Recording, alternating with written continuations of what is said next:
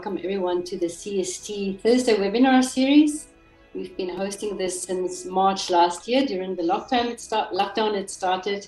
And for those of you who haven't joined us before, my name is Rika Preiser, and you're joining the CST webinar series today. Our theme or title is Cyclone Idai and Community Resilience in the Buzi, Pungwe and Save river basins of Mozambique and Zimbabwe. And we have three guest speakers. Dr. Jaap Arntzen, who will be sort of leading the presentation, but he's brought his team with Bernard Kelebang and Ketsile Molokome.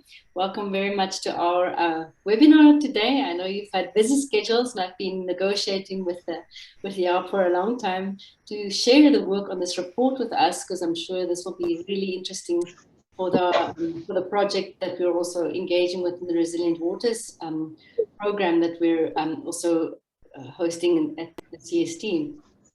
Jaap, I would like you to welcome you and your team, and like you to maybe just start to introduce yourself and your team, and looking forward to having you with us.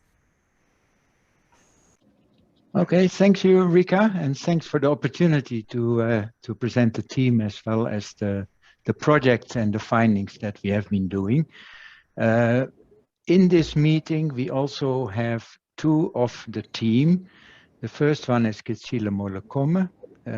She will introduce herself just shortly after this. She was responsible for the consultations, gender issues, and then Bernard Kelebang, who was also involved in the consultations, particularly through the online survey and in general government project support. Myself, I was the team leader. I'm working at the Center for Applied Research in Gaborone. It's a smaller consultancy company.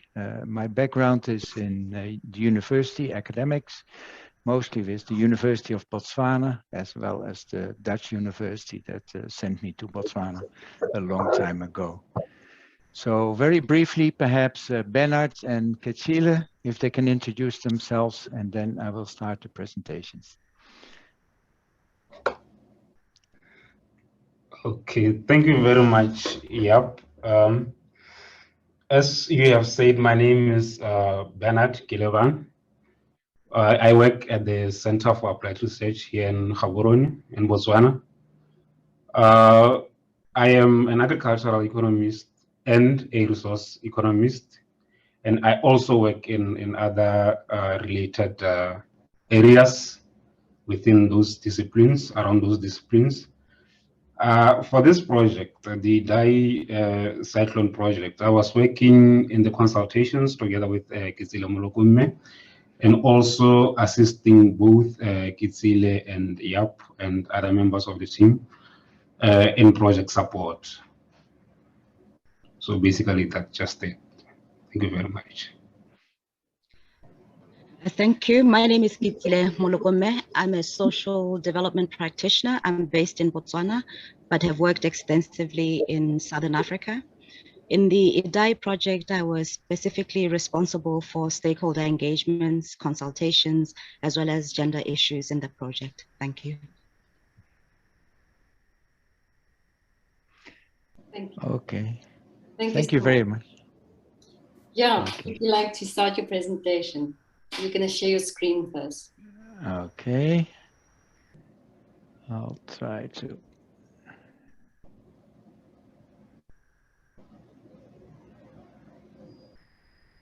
Let me see. Share. Yeah, am I sharing? Perfect. Okay, then we'll go to the other one. We'll start with the full one. Perfect. Okay, let me know if something is unclear, and then we will try to rectify it. We did a project for Resilient Waters program funded by USAID on looking at what the impacts are of Cyclone Idai in Mozambique and Zimbabwe in general, but with specific focus on the BuPuSa river basins. That was the focus. The details, the contact details, etc., are underneath there. Who are the project players? And on the right, you see the different logos. I already said that it was funded by USAID under the Resilient Waters Program. We had a lot of contact with the Chief of Party, Kule Chutepo, the technical advisor, Nkobi Molele, and Mayford Manika, who was really our most frequent contact. The consulting team was actually from the Center for Applied Research, but also from Hatfield Consultants.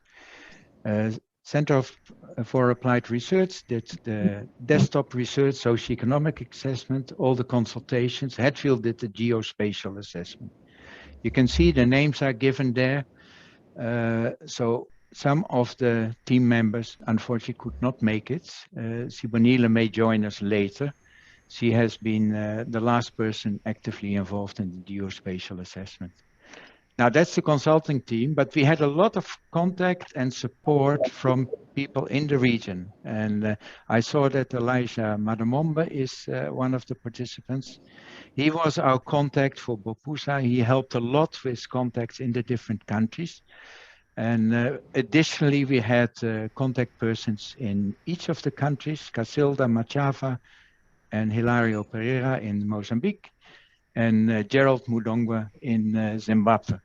Without these people, it would not have been possible. That's why I really entitle it the players of the project.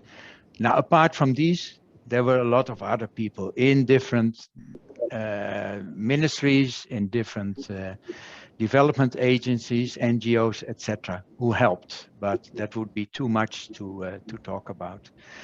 I try to keep the talk very limited and hope to have time for discussion. So there are 4 issues I would like to discuss. Very briefly, the introduction of the project, then the main impacts, then the relief, mitigation, and preparedness, and then hopefully end with the key issues, which then will form the basis for perhaps discussions and questions you may have. So let's start with the introduction. These are the objectives. I don't want to run through the whole slide, but it's very clear. It focuses on Idai, the impacts, the responses.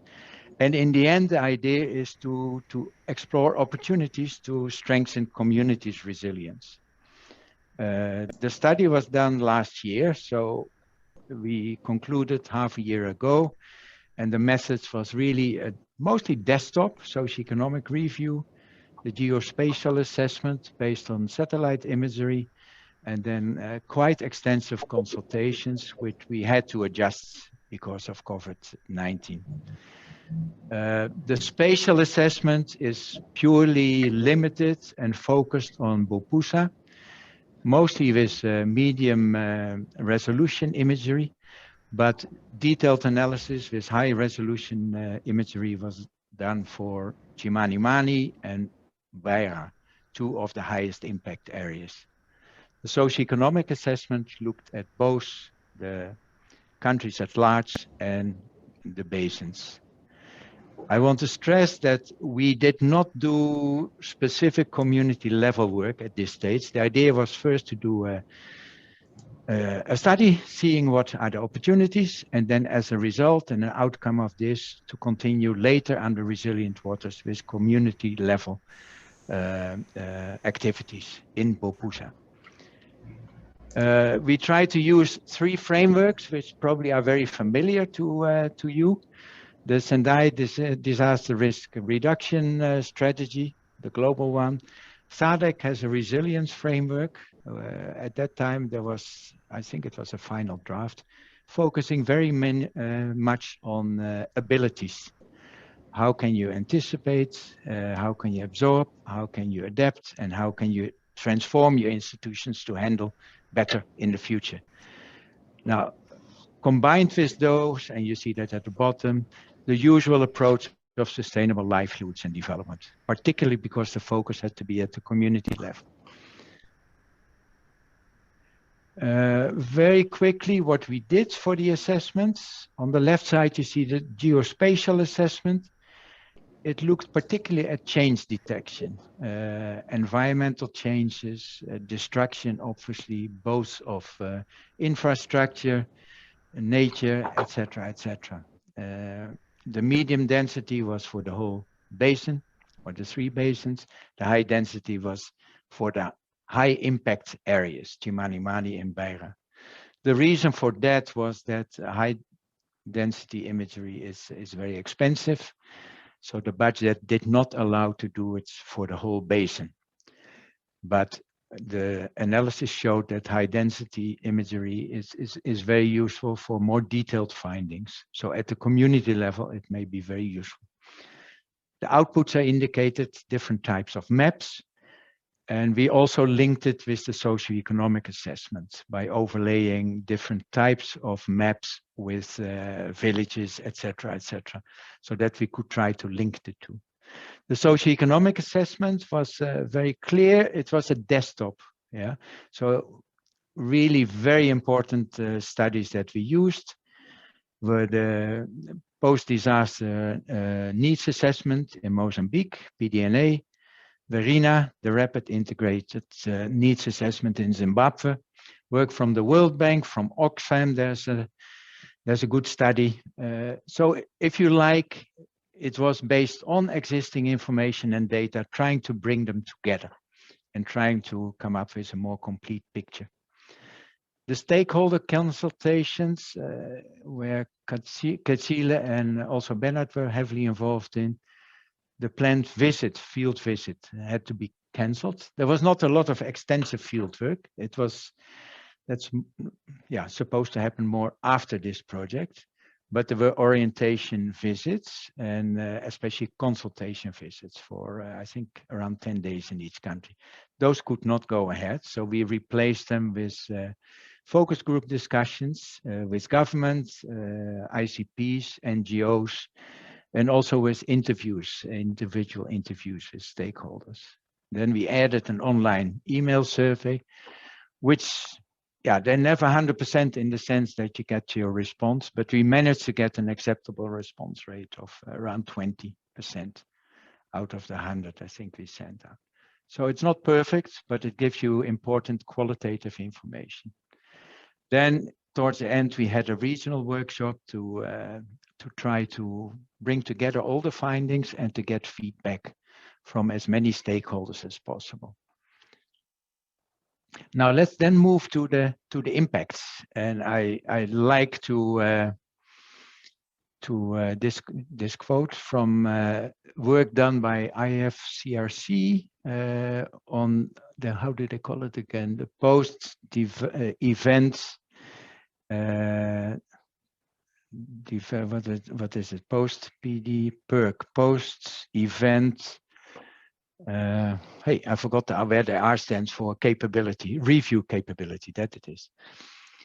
So those are important studies that look a bit, I think it was done after a year, towards the end of last year, to see where are we, what have been the findings, etc. And I thought those reports, I'll come back to that later, had a lot of very relevant information. I've tried to come up with a few general observations before I go in details, and we'll scan all the, skip some of the details because they're fairly familiar too. The first one I think is very important. The impact was so huge, and it went beyond the imagination, certainly of the local people, but also I think of most government planners, most NGOs, and probably most development agencies. They had expected a big cyclone, but not to this extent. And clearly that has impacted on the response, the relief, and also the needs to recover, which are very significant. In terms of where are the impacts, mostly human welfare, of course. Unfortunately, some people died, got sick, many people displaced, etc. Economic impacts, livelihood impacts, both through lost income, but also through loss of assets. And again, that went beyond the capacity of people as well as countries to handle it.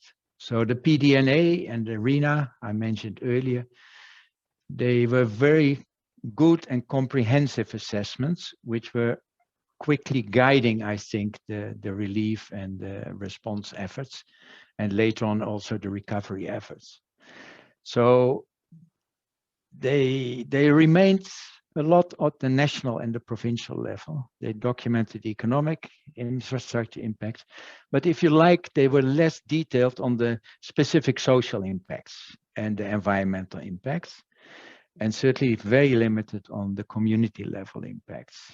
And communities and the private sector, they were not really very actively involved, perhaps because of the time pressure. You needed to get it out quickly so that action could be undertaken, but it has had its limitations. So that's not specific for the PDNA and the RINA in Zimbabwe. That's a general observation that is made in a World Bank evaluation of the PDNA approach. Now, in terms of our project, we found the combination of a desktop study, geospatial analysis, and consultation very relevant. They added value to each other. So we had a lot of discussions within the team. What do the stakeholder results mean for the desktop analysis, for the spatial analysis, etc., etc. So we feel that there was extra value in combining these different methods. And the use, for instance, of geospatial analysis was very limited in the PDNA and RINA, yeah, and certainly of extensive stakeholder consultations. Now, very quickly, I'm going to scan through some of these slides. It's a huge area that was affected. Yeah, a lot of almost everything in BuPuSa was affected, 84%, as you see here. But from a country perspective, it's important to realize that there was also a larger area even outside BuPuSa that was affected. Yeah. So in Zimbabwe, it's mostly the BuPuSa area. In Mozambique, it was way beyond the BuPuSa area. Let's turn to some of the major impacts then, and I'm not going to run you through everything. How many people were affected? 1.8 million. It's a staggering amount of people, especially if you come from a country like Botswana with 2.2 million inhabitants. You see, this is almost the whole population of Botswana, to put it in perspective. Yeah, many people got displaced. Unfortunately, people died, got injured, and the impacts concentrated very much on the areas, perhaps you know them, in Mozambique, Sofala province, and Manica province. In Zimbabwe, very much in Chimanimani and Chipinge districts. The health aspects seem to have been generally more limited. There were some cholera, malaria, and dysentery and diarrhea cases, but I think the quick response really helped to avoid large-scale outbreaks. But let's look at the economic impacts at the national level first. Look at the figures in bold. We compared the figures from PDNA and RINA and linked them to the gross national product or domestic product. You see how important, how enormous they are. If you look at the figures, we currently get how much the impact, the negative impact of COVID is. You can see that Idai in itself had a huge impact, particularly in Mozambique, but also in Zimbabwe. The costs were very high and clearly above the ability of the country to handle it. The damages and the losses were very similar to the estimated recovery costs, the money the countries need to recover. Let's look at our livelihoods, and you see more or less the same.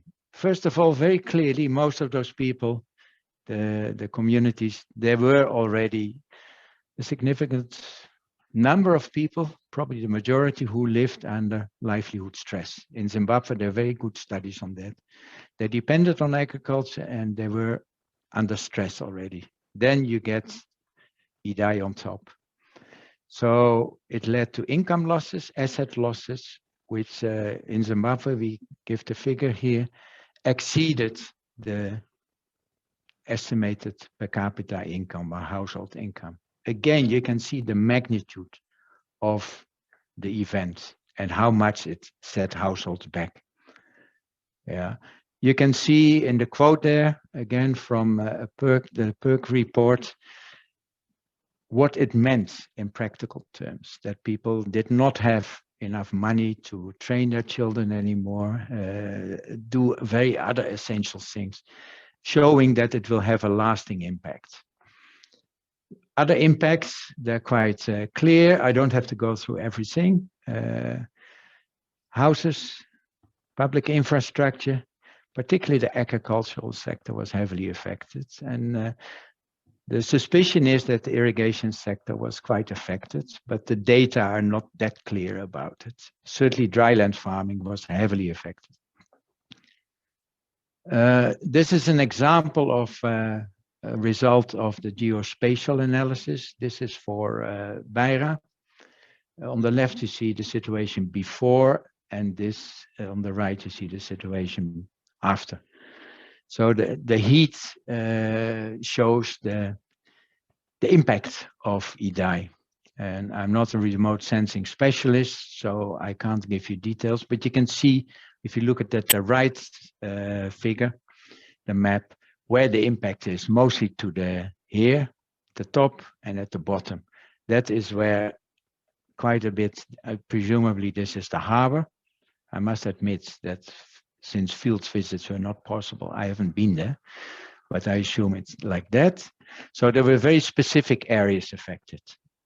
And interestingly, an area which was where the sewage infrastructure was rehabilitated, the impact was less. This is for Chimanimani. You see the particular impact of the landslides. You see it going down here. So the impacts were very localized. Social impacts, very clearly, as I said before, they're mentioned, but less systematically, more in qualitative sense, and the figures are often not available.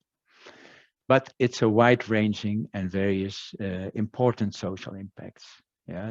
Disruption and displacement within communities, people had to move, loss of breadwinners, etc., etc. Gender issues, and interestingly, and sadly, I must say as well, especially where landslides occurred, you have people with very big traumas.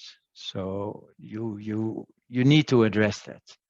And as usual, I almost say, the vulnerable groups were mostly affected because they live in poor areas, they live in poor houses, high risk areas, etc., etc. It's a bit the same with a lot of the impact studies. The poor and the vulnerable are most affected. Environmental impacts. Again, there was no detailed environmental impact assessment done in either of the countries, but there were indications of negative impacts on forests, protected areas, and we have added some specific figures linking the geospatial analysis with the amount of protected areas and the size of protected areas.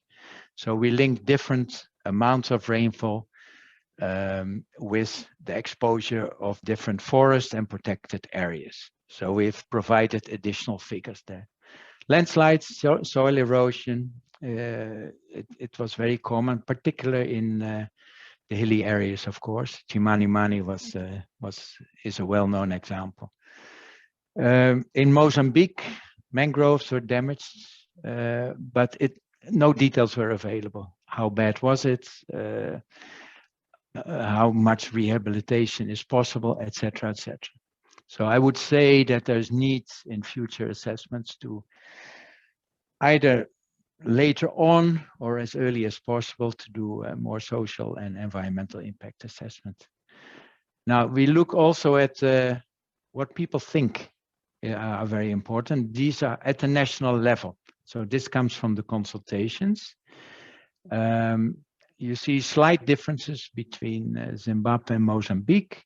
We've only listed the people or the respondents with three, I think, what is it?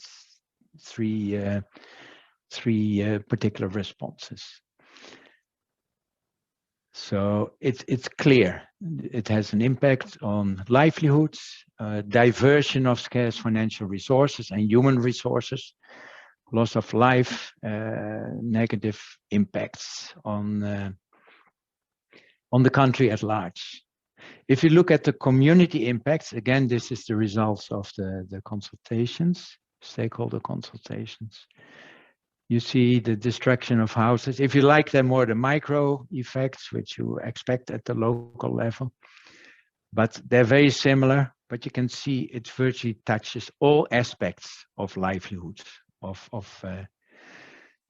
households. So given the magnitude again of the destruction, you can see what a setback it has meant. Let's move then to relief quickly. And I like, again, this quote. Again, it's from one of the PERC-related studies. As we know, after the event is before the next event. And it's very true. We need to learn and we need to be prepared for the next one. This one, I won't go through in detail. These are the well-known DRM cycle components and linked with the SADC DRR strategy and linked with the Sendai key areas, strategic areas. I will go now through quickly the different responses, recovery and mitigation preparedness measures. But first, make a few observations.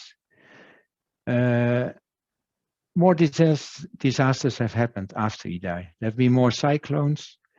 It's not COVID, but it's COVID. COVID has hit, and actually most common disasters are droughts, and I'm sure they happened in those countries and in parts of the BuPuSa area. It's unclear how much support there still is for recovery and preparedness, but we suspect that it has declined. A lot of the international support, I think, has moved to other areas where disasters occur. It's understandable, but it means that the countries and the basins in this case probably have not returned to the level of before Idai. And that brings me to the last point where you say, well, you know, if you have a disaster, you need to monitor not just the relief and the response efforts, but you need also to monitor recovery, mitigation, and the level of preparedness for the next disaster. And I think that is very important. Now, these are examples. I won't go through again in detail of, I think, projects, government together, I think in most cases with the World Bank, they're implementing projects with support of bilateral donors. They focus very much on households, livelihoods, and infrastructure. And the whole concept of critical infrastructure is important there. The critical infrastructure is necessary, essential for rapid responses to make sure that there's no breakdown in communication and in mobility, so that hampers the relief and response efforts. Mitigation efforts and prevention, quite a few are already included in the recovery programs. You can't separate in practice all these different stages I just showed you. In Zimbabwe, you can see where the support focused on in terms of mitigation and prevention, rehabilitation at the community level, and structural risk reduction mitigation efforts. In Mozambique, the efforts are also indicated. A lot of it is focusing around Beira, rehabilitation, further rehabilitation of the drainage system, which was really helpful in parts of Beira. And then the importance of land use and settlement planning. Yeah, try to avoid high risk areas, resettle, but resettlement, I think, as we all know, and it's slow and it's complex. And then a phrase which is becoming increasingly popular, and I'm afraid it becomes a bit of a, hey, how do I put it? A concept that lacks really practical content, better and more resilient building. Build back better. And we all agree with that, but we see too little action in most cases that it really happens. What can be done to strengthen the mitigation of future impacts according to the respondents? Here are some of the aspects which come up: new settlements, better land use planning, building regulations, early warning, training. It's all if you like, it's understandable, but it helps you to focus where the attention should be. Preparedness, a number of suggestions were done from the PERC study. I also like the quote at the bottom, that in the end, better preparedness and prevention is much more economic than cleaning up later. So it pays itself back. But again, we know if you look at the COVID strategy, we see exactly the same. We know that rapid distribution and vaccination throughout the world is the cheapest solution in the end, and yet it is not done. Going back to preparedness, I think we mentioned there a number of points I would just like to highlight in the policy environment issue. Upscaling of DRM to the transboundary level. It's very important because most countries dealt with it at the country level. And in SADC, with the transboundary river basin organization, it needs to be upscaled. It's also very important to fully integrate climate change adaptation strategies and disaster risk management with development planning. Disasters are part of life, unfortunately, and they should be part of development planning. Same to climate change. Community preparedness, a number of issues came up. They're summarized here. The local disaster risk management committees in Mozambique seem to be working quite well. So that is a model I think that needs to be extended. Zimbabwe doesn't have it as such. Mozambique doesn't have it in all the communities, but it is a local institution then that you can help to really reach out to communities and make communities better prepared for the next disaster.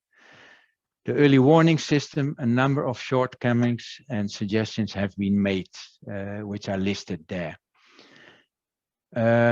Community strengths and community weaknesses, that obviously needs to be taken into account when you advocate for community level of approaches. Here, the responses from Mozambique are indicated. It's quite optimistic, actually. People feel that they've learned a lot from Idai, and those lessons can be taken into account for the next ones. But in short, they do need support in terms of training, human resources, financial assistance, etc., etc. Now, this is where I want to end and also to leave sufficient time for discussion. How to do better? Yeah, I try to make it a bit action-oriented. Of course, this is not a blueprint. Blueprints don't work. So what is the current situation? I scanned around last week when I was preparing the presentation. It's very difficult to get an accurate view of where the countries are at this stage, certainly on rapid internet assessment. So the suspicion is what you pick up, that even the rebuilding and reconstruction is still quite incomplete, let alone the longer term aspects. Now, part of the reason is maybe that the capacity needed to implement all these things is not there. So I really feel that countries should adopt a very focused, prioritized, and doable approach and make it incremental. So when their capacity increase, they can handle more. But start simple so that you can really make a difference. Yeah. The focus, I think it's widely shared, should be on the community level. But in general terms, in terms of the balance between short-term and longer-term approaches and assistance, obviously we need humanitarian relief. There's no doubt about it. But we need to give more attention to the longer-term solutions, preparedness, really mitigation measures that have long-term impacts. a number of key focal issues came out, and I would like to discuss just one or two of these. But here you have a list what really came up. Let's look at the disaster risk management. One of the problems was that the different spatial scales, local, district, national, transboundary, they were not linked. In part because of critical infrastructure was hit, but it took too long or there were disconnects. Then the balance I already mentioned. We focus here on disasters like cyclones, but we must realize that if you look at the overall disasters, the frequency, that droughts are the most common one. And it means that all the disaster risk management organizations have to be prepared for different types of disasters and have, whatever you call it, action plans to deal with those. Rapid and effective partnerships. Government gets inundated by a large number of NGOs, bilateral agencies, all very good meaning, but how do you coordinate and how do you use your own private sector, your own communities, etc. So partnerships, especially in Zimbabwe, proved to be very useful where government was a bit slow in responding at the local level.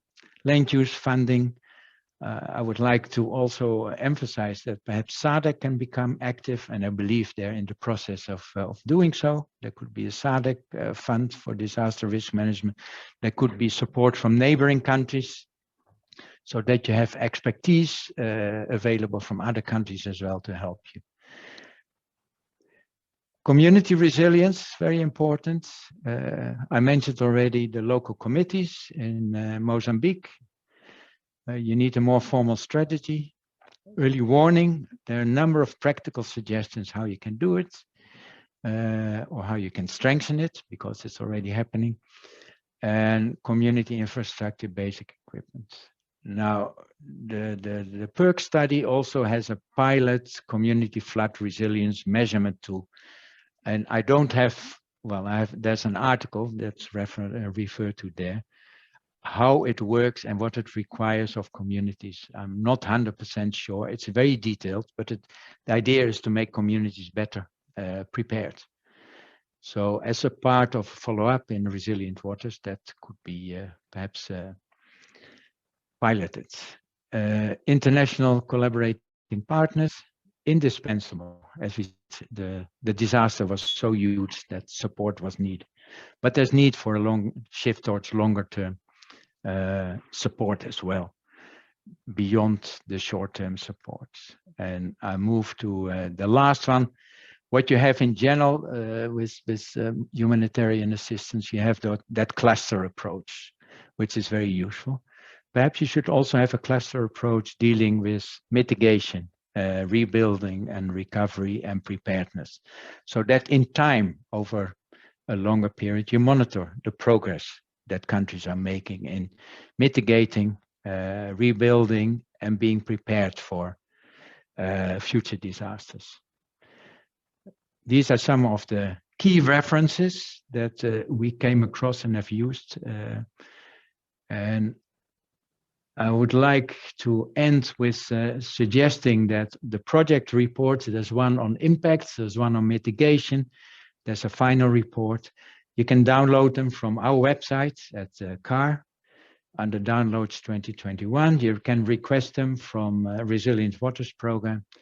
And in some cases, I'm sure they're also willing to consider if you need data, you can approach Resilient Waters.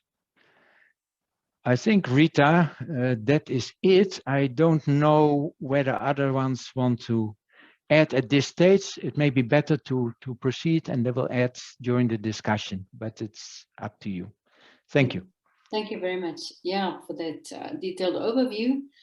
And it's amazing to see the work that went into that and also to see what is possible when trying to engage in such a kind of a reporting project. I'd just like to, I'll just maybe first ask maybe Bernard or Ketsile, just to, if you wanted to share any one or two reflections to add to what Jaap had presented. before I open up the question box, and then also just for all our participants, if you have specific questions you want to ask in person, you can put your hand up. If you go to the attendees list, you'll see your own name there, and then you'd be able to raise your hand. And if you don't know how to do that, just write in the chat box, please, can I talk? Yeah, I can unmute people, but maybe Bernard or Ketsile, Bernard, you've unmuted. Okay, Norika, I think Jaap for now has quite summarized the findings and everything well. I will speak I think later on during the discussions. Thank you. Right. Great. Ketsile, you're also good. No, I just want to believe that Jaap has summarized, what came out of the study. And just to say that it was most unfortunate that we couldn't go to the ground and that we had to engage virtually. But we did manage to have focus group discussions, one-on-one interviews with different people, quite apart from the online questionnaire. Thank Great. you. Okay. Thank you, Ketsile. All right, I see there's one hand and there's a number of questions. Let's go to the hand first. Vincent, I will allow you to talk. Please unmute. I see that there's a question in the chat box. I'll quickly, let's just go to that whilst we're waiting for Vincent. In the chat box, the question, someone would like to know if the risk and vulnerability assessment developed by the One World Sustainable Investments under the USAID Commonics Resilient Program was used in the desktop study or referred to?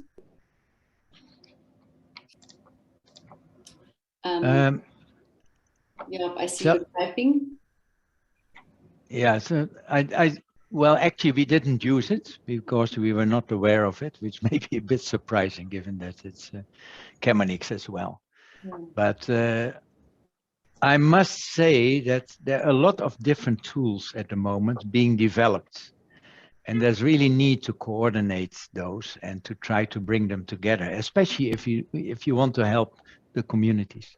They cannot deal with an endless number of tools. So I'm not saying this is not a useful tool. As I said, I'm not aware of it, but I would just like to caution that we don't develop too many different support tools without clearly indicating when which one should be used or how they all can be brought together.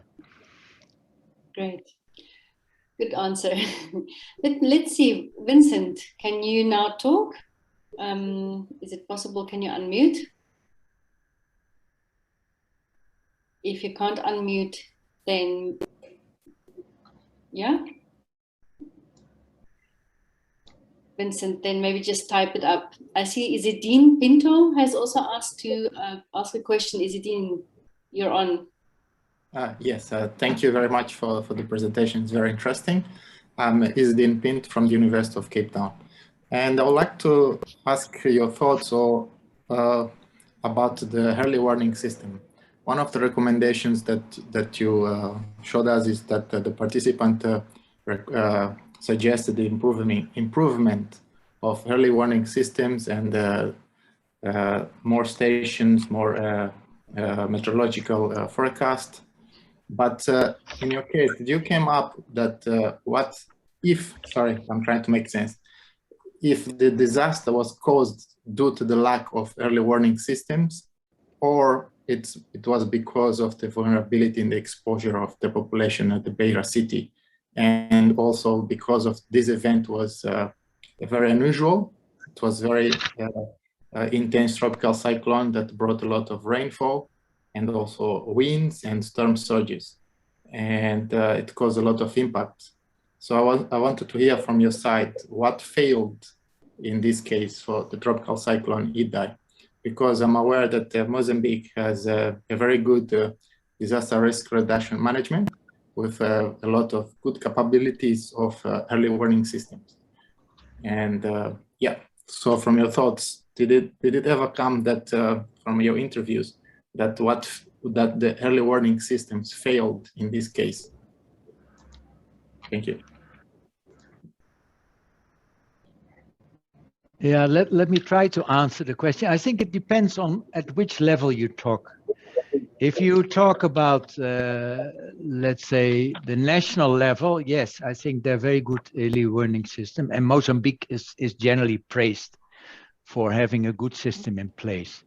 Where it is more difficult, perhaps, is to make it down to the local level on time and to make it actionable. That came out very often. That, okay, there was a warning, sometimes it took a bit too long, but then the warning was not sufficiently action-oriented. What can people do, or what should they do? There was also the language issue, and sometimes the way it was communicated, which media you use. I don't think with all the changes in the improvements in an early warning system that you could have prevented this. There were too many vulnerabilities. For instance, the coastline, it was really an exceptional event, but rehabilitation of the coastline, rehabilitation of some of the critical infrastructure could have probably limited the effects. Yeah, the vulnerability would have been less. But I am not in a position to say, and I think it would be very foolish actually, if you say, well, if you had done A, B, C, the impact would have been 20% or 30%. You can't be that specific. You look at the number of factors through which you could mitigate in the future the impacts. And certainly at the community level, I think there are a number of more down-to-earth practical constraints with the early warning system. Thank you. Great. Thank you. Isidine, do you have any other questions? No, thank you. Thank you very much. Yeah, Jaap and team, we have a question here from Kule, who's also joining us. He's the chief of party for this project. He says, thanks, Jaap, great presentation. Would you kindly elaborate on the presence, extent of community level action plans to deal with DRR in BuPuSa?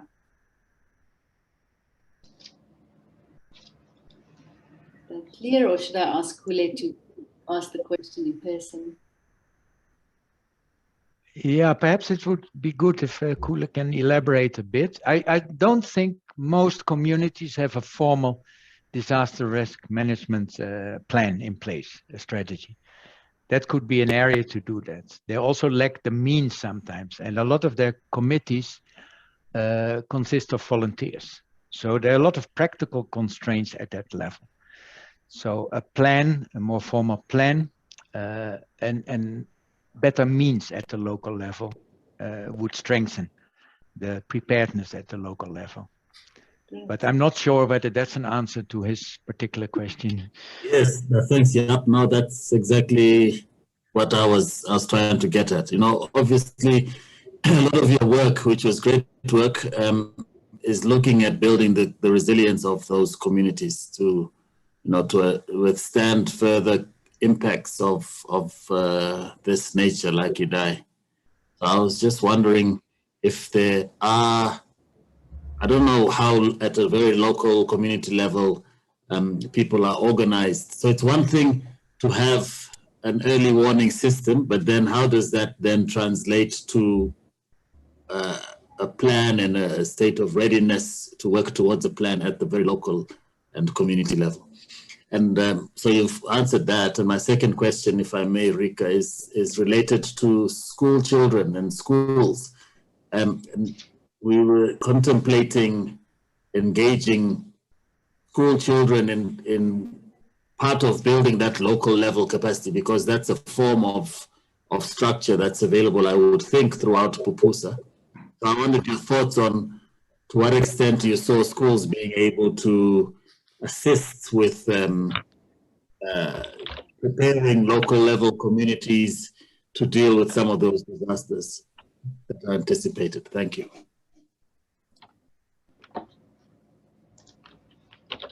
Okay, let let me kick off, and perhaps others can also add to that. I think it's a good idea because young people, obviously it's the future. They can guide their older parents. They're better educated, so they're easier to reach. And yeah, I mean, I'm a bit older myself, but young people are more energetic, I guess. So they can contribute more. But I would also like to raise two other points. One is if you get a lot of donor assistance, donors tend to come with aid and equipment from their individual countries. If you harmonize that and you make sure that as much as possible you obtain equipment, whether it's transport, etc., from the local country, or you coordinate with other donors so that you have to keep less spare parts, etc., you gain, you improve the readiness. And also you could create job opportunities, income opportunities immediately after the disaster. So as much as possible, make that local institutions, local private sector benefits from the relief and the response efforts. Obviously, they need to be fast and they need to be ready. But if you create that, you could also probably support the more general awareness about disaster risk management at the village level, because people, like in this case, the private sector, they take an immediate interest in it. It's in their own interest because it will benefit. So it may be in addition to what Kula was saying as well. And in terms of which villages do you pick, it would be very good to go to a resettlement area because there are a lot of problems with resettlements, and that's understandable. It's always a very difficult issue. But to what extent can people pick up their livelihoods in the resettlement area? Do they have the support? Do they have the knowledge? Have they been consulted, etc.? And are they in a safer area than before? And then you could also look at other areas where people live close to the river or further away from the river in hilly areas to bring in contrast how different communities in different situations respond. Thank you. Thank you very much, Kule and Jaap, for that wonderful engagement. There's two more interesting questions here. The one is from Sekova Motsumi, from Nature Conservancy. Sekova, I will just read out quickly if you don't mind. When you say you include DRR in the planning and budgeting, Jaap, how do you suggest that this is done, since most of our planning and budgeting processes have challenges with anticipating uncertainty? This may imply building in redundancies, which may not be ideal considering resource constraints. What thoughts do you have on that, Jaap? No, I think that's a very relevant question, especially in the current situation. A lot of governments are, of course, cash-strapped and have to make difficult choices, where to find the money for vaccines, etc., etc. But I think in this case, all the money that is spent on COVID, for instance, in fact, it's a disaster as well. We need to live with disasters of different natures, and we need to plan for that. So the fact that at the moment a lot of governments are struggling, it's almost a reason as well to make sure that next time you would have financial resources available, at least the basics, to handle with the disaster. So my approach, and that's what I mean when you have to integrate it in development planning and budgeting, is that perhaps you need to set aside on an annual basis a certain amount of the public funds for that. And if the fund becomes too big, you can always invest it later in other things. But I don't think that is going to happen, because with climate change, disasters are going to be more common. So perhaps I'm a bit simplistic here, but for me, it's a matter of disasters are not one-time events. They're recurring. And what we presented is a clear example of that. So you have to bring it into your budgeting cycle as well. I hope that's an answer to Sekhoa's question. Good, thank you so much. Just wanted to ask and come back to Vincent Tanyaninwa. Are you have you managed to fix your microphone, Vincent? Could you unmute if you're interested in asking, or lower your hand if you can't unmute? Let's see. We're not getting any feedback from Vincent. Okay, then I'm going to go to the question of Nadia Sitas here, from a colleague of mine, who's asked, given your findings, Jaap, what further work do you think research organizations can do to support resilience building in the region? How did you find, what is, I think there's a lot of work in the report. It also, there's a lot of practical work to be done, but what kind of research support is needed?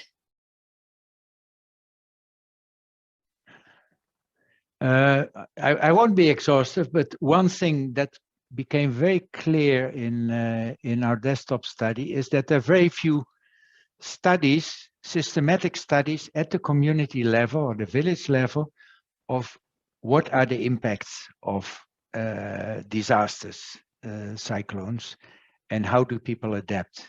What I said earlier at PDNA, RINA level, it's okay. But village-based or local studies, how it impacts on people and how they adapt themselves and how they benefit from external support and who benefits. So the whole aspect of how support efforts reach and strengthen communities, I would say that would be a very important study area. The other study area would be to look at the more using more expensive high density imagery to see what extra benefits it offers at the community level to analyze the impacts of disasters and perhaps to guide preparedness. Where can new areas, new buildings better be moved to? How can roads be redirected or strengthened in certain areas? Now, do the extra cost of high density imagery, do they warrant the benefits? So I think comparing the medium and the high density imagery, the benefits of that at the community level would be interesting. And then I think the third one would be what kind of tools need to be developed to support and to help communities to strengthen their preparedness and their resilience. And I think that needs to be done really together with communities. You don't develop that as researchers top down and say, well, we think this is important for communities. You sit down with communities and say, well, how can you systematically, perhaps using local knowledge, how can you systematically strengthen your resilience? So that would be a third area. Kitsila, I know you have comments on this one. I could just add on to that it would be useful as well to look at, more community-based strategies for strengthening emergency preparedness, response planning as well, because we have noted that there have been some opportunities there to involve the private sector, government, NGOs, and CBOs to develop emergency preparedness response plans. So I would think that if, investments into strengthening that would also be very helpful. Great. Thank you so much for that answer. I'm going to ask just to thank everyone for your engagement. We've been caught up by the time, and it seems that there's a lot of interest around this topic and a lot of important work that's I see there's sort of engagement around this important work, and we might have to do another session on this. I'd like to just thank you Jaap, Ketsile, and Bernard for your wonderful presentation, and also for sharing today's webinar with us. Vincent, I see you've just unmuted, but our time has unfortunately run out. I know people need to run at 2 o'clock, also our presenters. So thank you very much. I'm going to have to cut us short here, and please feel free to connect with Jaap and his team if you have any further questions. I'm sure people at the Resilience Water Program would also be happy to engage with anyone that has further questions. Jaap, Ketsile, Bernard, any last words from you?